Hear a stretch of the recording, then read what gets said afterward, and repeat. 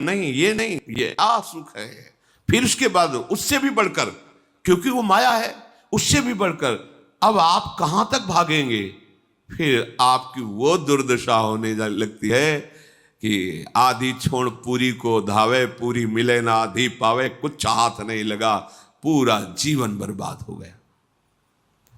अब हृदय में लोभ का आक्रांत, क्रोध का आक्रांत, राग द्वेष और पापाचरण के कारण विपत्तियां, जो धर्म बचाता है, धर्मो रक्षति रक्षिता, तुम धर्म की रक्षा की तो अब तुम्हारी धर्म रक्षा करेगा, उसको तो तुमने छोड़ दिया। अब रक्षक कोई है नहीं, पीस के चला देती है माया। चलती चक्की देख के दिया कबीरा रोए, दो पाटन के बीच में साबित बचा न कोई। तो चलती चक्की देख के दिया कमाल ठठाए, राह सहारे कील के तो बाल न बांका जाए। इस संपूर्ण सृष्टि संचालन की कील है श्री भगवान। राधा राधा कृष्ण कृष्ण कृष्ण, राह सहारे कील के तो बाल न बांका, वो सब संभाल लेंगे जो बिगड़ा हुआ है। एक बार तो आप कदम रखो अध्यात्म में। अब वो क्या करता है, सारा नाटक करने लगता है केवल अपनी वासनाओं की पूर्ति के लिए। चाहे वो धर्माचरण का नाटक हो, चाहे सेवा का नाटक हो, समाज कुछ भी, वो केवल नाटक करने लगता है अपनी वासना की पूर्ति के लिए। वो केवल नाटक करता है धन के लिए, धर्म का बहाना, सेवा का बहाना, प्राप्ति की चाह, वासना की पूर्ति की चाह, यही पाप चाह है और यही उसकी दुर्गति कर देती है। इसलिए अपने मित्र बनो। क्या, जब इंद्रियां आपको विषयों में फंसाने जा रहे हो, उसी समय शास्त्र की बातें, गुरुजनों की बातें तुरंत हृदय में लाओ और उसे काटो। पर यह ऐसा नहीं होता, हम फंसने के लिए राजी। ये माया ऐसी मीठी छुरी है, अपने हाथ से गला काट लोगे। ऐसा मीठा जहर है, अपने हाथ से मांग के लड़ के पालोगे। नहीं नहीं, आप मुझे दीजिए, जो होगा देखा जाएगा, ऐसा जहर है। हितैषी मित्र वही है, वही विद्वान है जो ऐसा करने से अपने को रोक ले। बहुत सुंदर प्रसंग है साधकों के लिए, अध्यात्म मार्ग के पथिकों के लिए। अगर वो ठीक से चलेगा तो जैसे आकाशवाणी होती है, ऐसे उसके हृदय में वाणी प्रकट हो जाएगी। आकाशवाणी जैसे नहीं हुई, भीम जी जा रहे थे, आगे मत जाना, युधिष्ठिर जी जा, आगे मत जाना, आगे सिद्ध और देवताओं का प्रवेश है, कोई अपराध बन जाएगा। ऐसे अंदर तुम्हारे आने लगे, सावधान, अब तुमसे गलती होने वाली है। और वो ऐसी वाणी होगी जो स्पष्ट सुनाई देगी, और आप अगर स्वीकार करेंगे तो आगे बढ़ जाएंगे। किसी से पूछने का, प्रश्न का उत्तर ही नहीं, अंदर ही सब आ जाएगा। ये बहुत महिमा की बात है। जैसे आकाशवाणी होती है, ऐसे तुम्हारे अंदर वाणी जागृत हो जाए, सावधान। बोले यार, कोई तो हृदय में रोक रहा था पर मैंने सुना नहीं, हाय सुन लेता तो आज ऐसी दुर्दशा को न प्राप्त होता। यदि आप ठीक से चलोगे तो बाहर प्रश्न करने की जरूरत नहीं, अंदर ही आपको उपदेश प्राप्त होना प्रारंभ। यह अध्यात्म मार्ग है, ये बहिर्मुख मार्ग नहीं, ये अंतर्मुख मार्ग है। राग रूपी दोष के कारण 3 प्रकार से अधर्म की वृत्ति बढ़ने लगती है।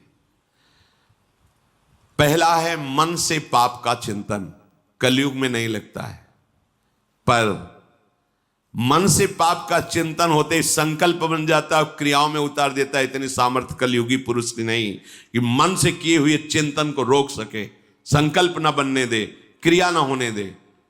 तो मन से चिंतन का पाप नहीं लगता, पर वो जब उसका चिंतन हुआ, संकल्प बना, तो क्रिया तुम रोक ही नहीं सकते। पहला है मन का चिंतन, दूसरा है वाणी का पाप, तीसरा है क्रिया का पाप। अगर इन तीनों से अच्छी तरह से अपने को बचा लिया जाए तो कभी हृदय में क्लेश बाहर से पहुंच ही नहीं सकता। बाहर क्लेश में परिस्थिति है, पर आप आनंदित हैं। अगर आपका हृदय क्लेशित है तो इन 3 में से कहीं एक भी होगा, तभी वो प्रवेश किया। या तो वाणी के द्वारा पाप हो रहा है, या आपके शरीर के आचरण के द्वारा पाप हो रहा है, या आपके मन के संकल्प पाप में बन रहे हैं। प्रवेश का अवसर मिल जाएगा, नहीं क्लेश हो ही नहीं सकता। जिस हृदय में नाम चल रहा है, निष्पाप है, उसका हृदय जल कैसे सकता है, क्लेशित कैसे हो सकता है? वहां तो आग लगती है भगवत मिलन की, विषय की चाह कहां। जो ऐसे नीच स्वभाव वाले पाप परायण मनुष्यों से मित्रता स्थापित कर लेता है, समझ रहे, मन से पाप का चिंतन, शरीर से पाप की क्रियाएं, वाणी से पाप की बातें बोलना, ऐसे लोगों को जो मित्र बना लेता है उसको उसी लोक की प्राप्ति होती, वही दुर्गति होती जो उसकी होती है। मित्र भी बहुत होश से बनाना चाहिए। जाके प्रिय न राम बैदेही तजिए ताहि कोटि बैरी सम यद्यपि परम स्नेही। मुझे पापाचरण में लगा रहे हो, अपनी मित्रता की दुहाई देकर, ऐसा मित्र हो ही नहीं सकता। मित्र तो वो होता है जो कुपथ निवार सुपंथ चलावा, गंदे मार्ग से हटा के अच्छे मार्ग में चलाए, उसे मित्र कहते। वो तो शत्रु है, अपने को मित्र घोषित करके हमारा पतन कराना चाहता है। जो मनुष्य पापात्मा होता है उसे धर्म की प्राप्ति नहीं होती, अर्थात उसे सुख की प्राप्ति नहीं होती, अर्थात उसे बार बार विपत्तियां, दुख और पराजय ही मिलती है। बार बार प्रश्न होता है कि प्रयास करने पर मैं सफल क्यों नहीं हो पाता? क्योंकि कोई टांग खींच रहा है तुम्हारी, ऊपर चढ़ने नहीं दे रहा। कौन है वो? तुम्हारा किया हुआ पाप कर्म तुम्हें आगे नहीं बढ़ने दे रहा। ये तो आप अच्छे से समझ लो, खूब हृदय के अनुभव की बात करते हैं। जहां गलती होगी तो तुम शरणागत हो, तुम्हें आगे जन्म में नहीं भुगतना है, अभी भुगतना है। क्योंकि कैसे भी हो तो श्री जी के ना, आप देख लेना, अगर गलती करोगे तो इसी, अब आगे के लिए तो नहीं, क्योंकि बहुत कृपा है, वो तो विश्वास करो। शरणागत हो, जैसे भी हो, मेरी महारानी जो नेक हो नरिस कहूं भूली हूं ना हो सकी, स्वभाव है।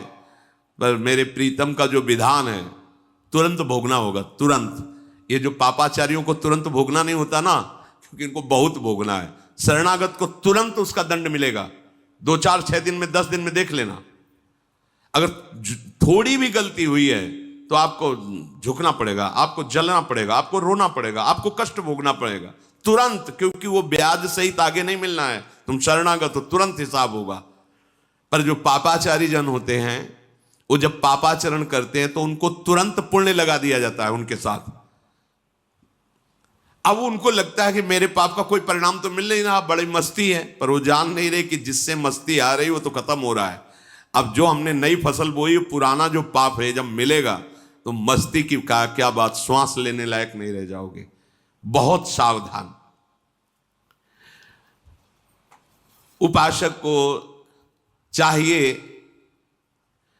कि जिन सुखों को तुम भोगों में ढूंढ रहे हो वो वहां नहीं है, वो तुम्हारे अंदर है।